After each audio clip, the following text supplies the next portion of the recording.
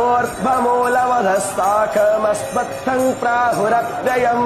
छन्दांसि यस्य पर्णानि यस्तं वेद स वेदवित् अधश्च ऊर्ध्वं प्रसुतास्तस्य शाखा गुणप्रवृद्धा विषयप्रवालः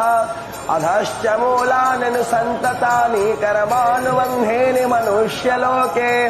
नरोपमस्मेह तथोपलभ्यते नन्तो न चाति न च सम्प्रतिष्ठा अस्मत्थमेनं सुविरूढमूलमसङ्गशस्त्रेण दृढेन चित्वा तथा पदं तत्परिमार्गितव्यं यस्मिन् गता न निवर्तन्ति भूयः तमेव चाद्यं पुरुषं प्रपद्ये यथा प्रवृत्ति प्रसुता पुराणी निर्माणमोहजितसङ्गदोषा अध्यात्मनित्या विनिवृत्तकामाः द्वन्द्वैर्विमुक्ता सुखदुःखसङ्गै गच्छन्ति मूढा पदमं वयं तत्